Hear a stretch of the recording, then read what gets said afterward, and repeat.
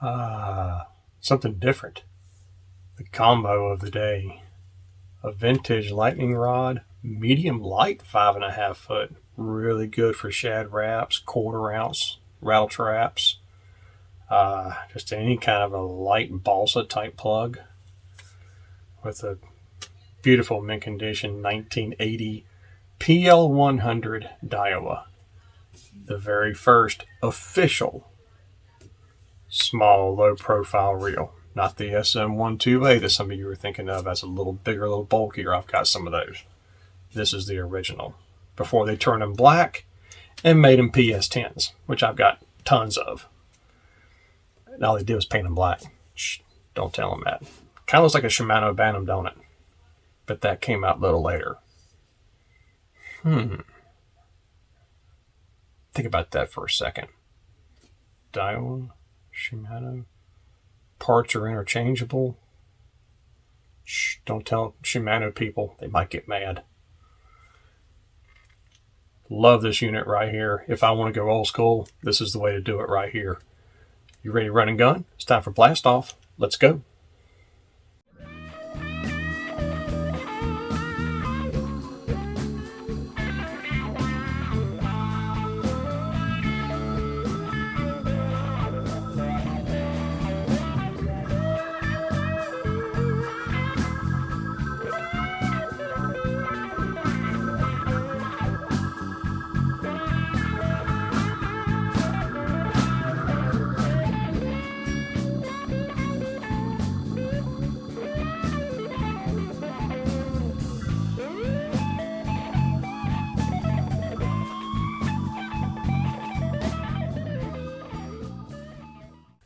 Hey guys, Todd here. Welcome back to Bassin 101, where I try to make fishing simple for everybody. Crankbaits Part 4. Combos. Is there a best combo to use? Yep. You want to know what that is? It's what you like to throw.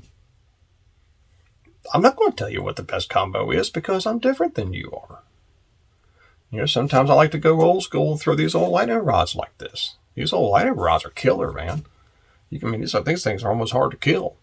The only thing that happens is the threading fades out. You just cut it off and rethread it. Looks like a brand new rod again. But this one here, like I said, it's a medium light. Has a lot of flex in it. And it's really, it loads up good. It's really good for the lighter baits. I keep 8-pound XT on here. And this is just really good for stuff like that. Then there's medium actions you can have. There's medium heavy actions you can have. They even make 6-foot pistol grips back in the day. That's a little too long for me. Unless it's balanced properly. Well, back in the day they didn't, really know a whole lot about balance. So 6-footers are kind of heavy, in a way. I've got some 6-footers back here that I'm building that actually have pistol grips on them, but they don't weigh anything. And I actually cut them down to balance out the way they are. So that's that one. Now, the one I'm actually building for cranking, which I'm also using for topwaters and for jerk baits, is a 6.5 foot. This particular blank is an Arctos. And the reason I use this blank, one, it was brown. I stripped it down and put just a regular graphite finish on here so it'll match my MHXs. But it's got a little bit softer tip. It's graphite, and it loads up pretty good right here in the middle. So it's not like it's not a broomstick. 6.5 foot, and I keep a short 7-inch section back here because I don't like long handles. The longer you go back here with the handle, the shorter your rod length gets. The less of a handle you got, the more your rod length gets from your reel seat out. This rod right here is exact same length from reel seat to tip as a 7-foot 2. Or some of your new 7-foot 2s because they go like back to here. And that's ridiculous. I don't use stuff like that. Plus I use a very small ball end because if I'm using jerkbaits or topwater, that's not going to bother me. But I have leverage to get that hook set, especially on topwater. Okay. Crankbaits, I just kind of keep it tucked in and I can just kind of pull into them. And you notice on this one, I actually have a new Daiwa. And these are 7.3s. And I can take these and control them. You know, because like I said, I'm not a fast fisherman. So I can actually control a 7 to 3 and keep it slow, and I can also keep it burned too. Doesn't bother me one way or the other. You know, the other reels are 5 to 1. I'm used to those too. So 7 to 3 and 5 to 1 to me are the two I go back and forth with. I do have some 6s, some 6 to 1s. I just don't use those that much. It's not that I don't like the reel. It's just that the series I have them in, I just don't throw that often. So that's the only reason why. So this is my combo, and I know you're probably thinking, well, man, that's a 6.5 foot rod. He's got a 7 foot section back here. That's going to be a lot of weight. You know what this blank weighs? 1 ounce. So you can just imagine how light this is. Now, I don't have the guides on here yet, and this isn't even glued in. This is just sitting here. That's how tight of a fit I got with these things before I start fixing them up a little bit and glue them in. I might even do a video on building this rod, just for fun, because I've got a bunch of them I'm going to build. And I'm going to color coordinate them too, so that I know when I see the color, I know what rod blank it is. Geeky, isn't it? But it's simple. I'm not worried about them being all prettified and, you know, mostly different colors and everything. Just give me one color option. I think for crankbait, I chose just like a royal blue. So every threading is just going to be royal blue. And like the other, I've only got one other 6.5 foot rod that I'm building, which is more of a Carolina rod, this and the other. I think that one I'm doing in, I think like a purple or something like that. Just when they're sitting side by side, just glancing at them, I know which ones they are, because pretty much everything's going to have these same reels on. So they're all going to look the same, except for the butt sections back here. So this is my main one.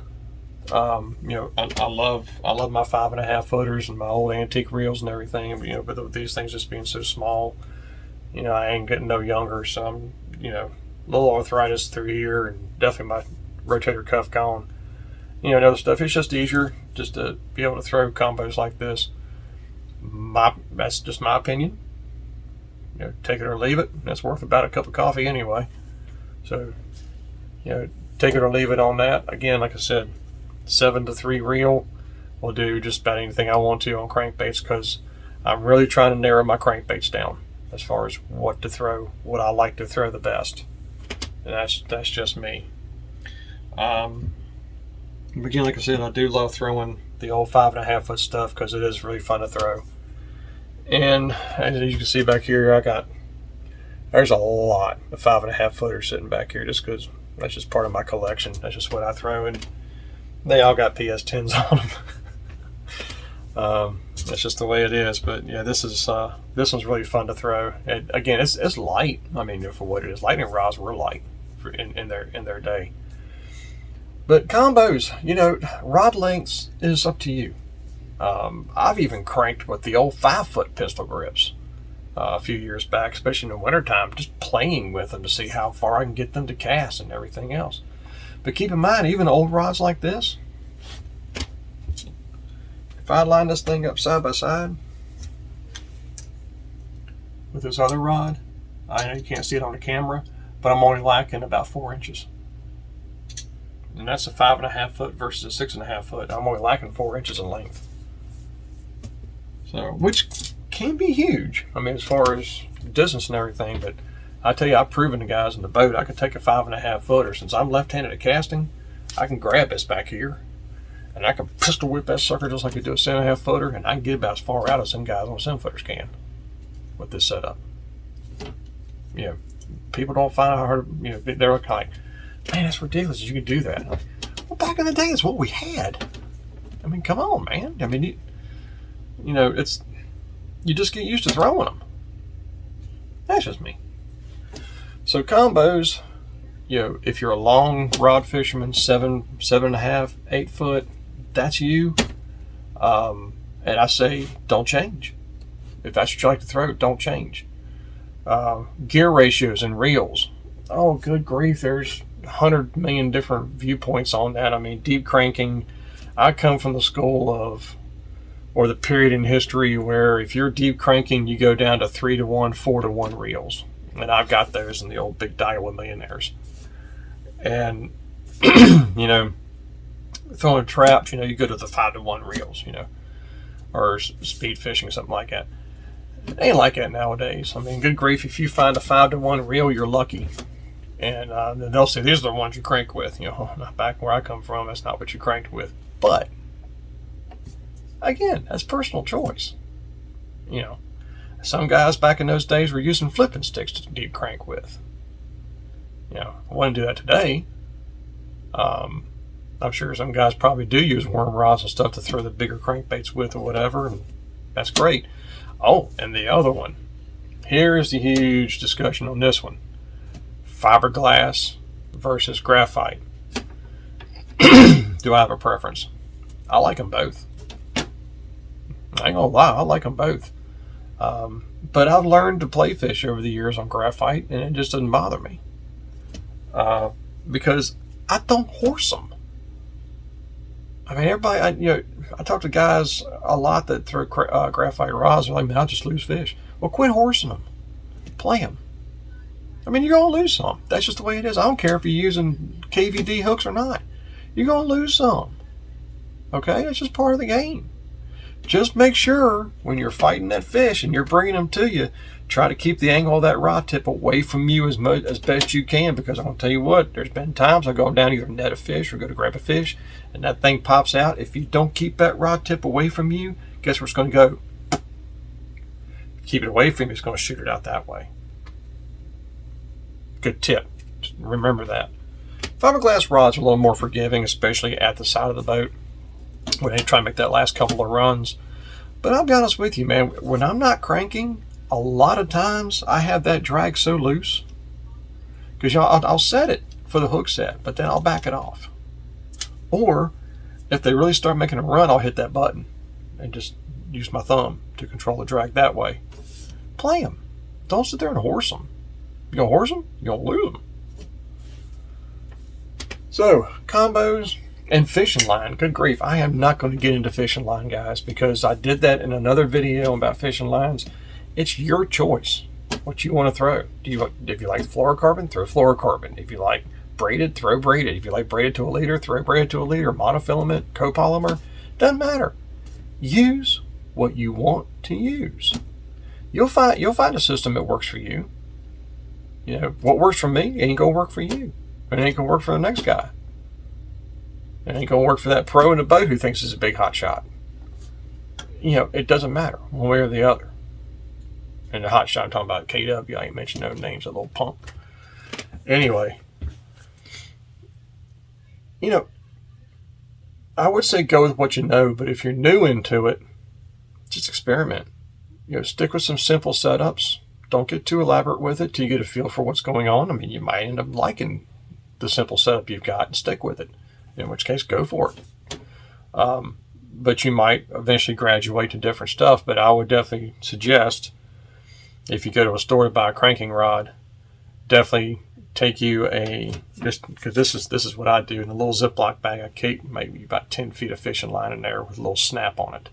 And I'll put the snap on the end of the rod tip, and I'll actually stand there in the store and I'll kind of pull on it a little bit, kind of get a feel, different angles. I'll even tie the line to something and kind of pull back on a little bit, kind of get an idea how the rod feels, how the pressure feels. Because if you're going to spend the money, might as well go test it out. And if a sales clerk comes to you and says, what are you doing? I said, well, do you want to sell this rod or not? They'll leave you alone 9 times out of 10. Unless you got $300 G Loomis in your hand, then they'll probably watch you like a hawk. A little overpriced for me. I should just bill one for that price. So I hope this helps out a little bit. Again, there's snaps, there's split rings, and honestly, it's just, that's your choice. I've heard pros and cons of both. I'm not going to get into it. I mean, I use both. I use split rings and I use snaps. Don't use them together. It creates too much water pressure on the bill and it will affect your crankbait. So don't do that. Use one or the other. Or use a loop knot. Don't use either one. Just tie a loop knot on there. It'll work. Just keep the line tie loose on that crankbait. Otherwise, it's not going to move. But that's just common sense. But you'd be surprised how many guys still don't do that. They still tie the swivel with a snap on it. You know. Oh, that's awful. So anyway, combos I've just given you just a little insight on it. It's up to you. And that's about all I got, because I was going to keep beating a dead horse, keep on going like this. So, until next time, guys, tight lines. May the Father bless you and keep you in Yeshua's name. And as always, fish on.